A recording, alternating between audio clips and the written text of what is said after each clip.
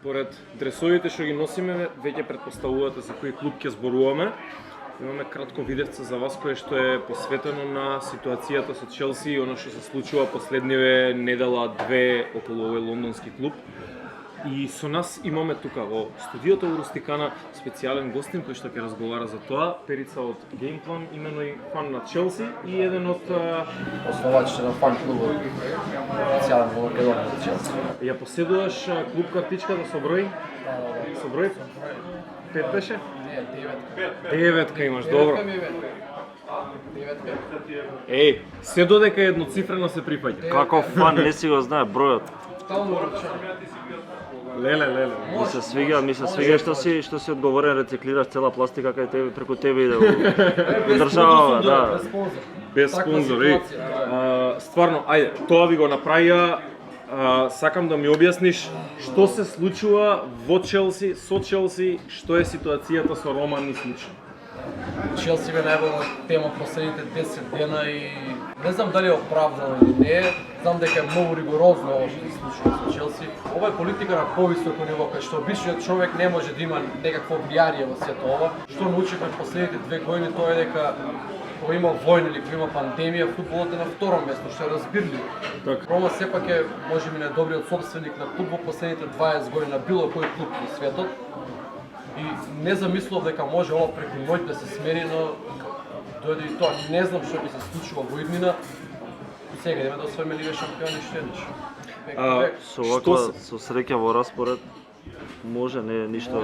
Во полуфинале се служувам дека не е фудбалска тема ова што се случува со Челси, не е од фудбалски аспект, нели може. Не сакам да се мешам мислам дека е преригорозно и според мене не е фер ова што се случува, ама ќе прекинам тука зашто нема да навлегуваме во политиката на работите или слично, единствено што можеби нервира во случајов е бидејќи обично во овакви ситуации ќе речеме ова поставува преседан, а ова дефинитивно не поставува преседан, бидејќи се случуваат слични ситуации низ многу клубови во премиер лигата кои што никој од нив не е казнет, дури и дел од клубовите им беше дозволено да добијат нови собственици со во најмала рака дискутабилно минато.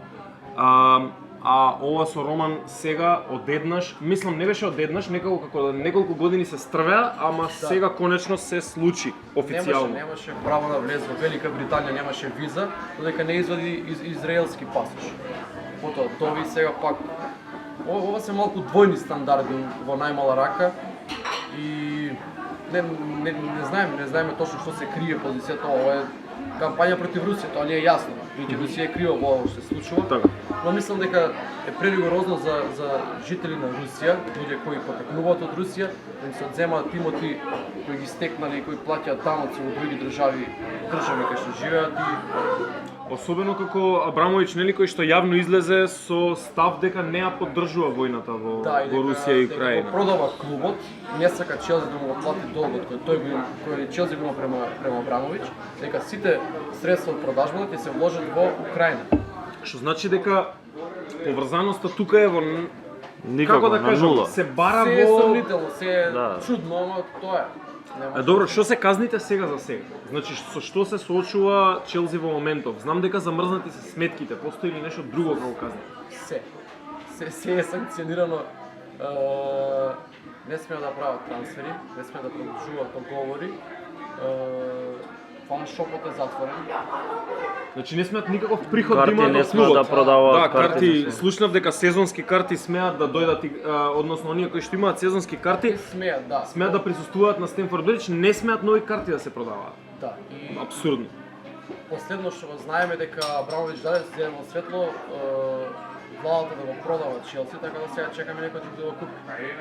Не знаеме дали ќе биде подобро или полошо. Видовме дека Тухел играчите прилично добро се носат со ситуацијата, 5 победи во серија во премиер лига. Тухел секоја изјава точно на место, го дискутиравме тоа. Тоа и се допаѓа. Добро играат, сигурно играат, не примаат голови, ми се свига тоа. Може потешко доаѓа до победа, но пак изгледаат како да се грижат уствари за ситуација, особено играчи како Хаверс што формата е подигнал последно време. Веќе Чилвел и Рис Джеймс беа оние кој ја движа играта на Челси, кога се тие повредија, малку падна формата, но сега како ќе се движа формата таму за крај на првенство. За завршеток у топ 4 веќе титулата ни избегна Премиер лига.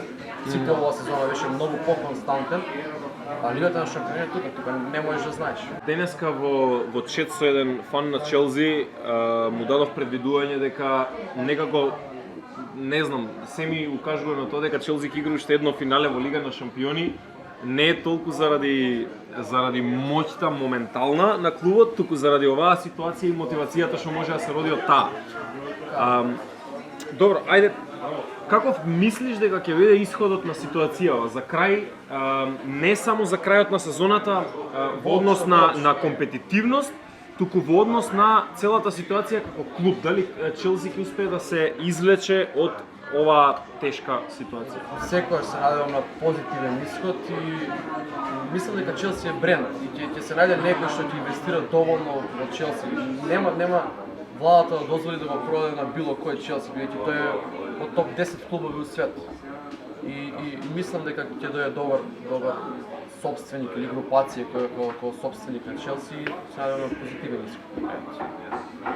Така. Лотко, очекуваш други казни, очекуваш други реперкусии за клубот? Не знам што да очекувам после ваков сплет на околности, нели ништо не би ме изненадило, дури да биде исфрлен, нели што не верувам, не, се надевам дека не. Тоа е бренд, мислам дека заради тоа само нема и преголема, и на глобално ниво е веќе препознат како стварно еден од топ 10, топ 10 сигурно. И не верувам дека нешто ќе се смени, само тоа што собственикот може ќе се смени, верувам дека исто кој да дојде чим вложува, чим е желен или има волја да вложи толку 3 милиарди, верувам дека ќе продолжи клубот да се работи најнормално, да back on track да биде како што беше и до сега. Сепак собствениците не играат толку улога како што играат директорите, спортски директори и така. Ќе има цела промена во структурата. И тоа малку ме загрижува, бидејќи знаеме каква е ситуацијата во Юнайтед, кои гледаат само да направат профил.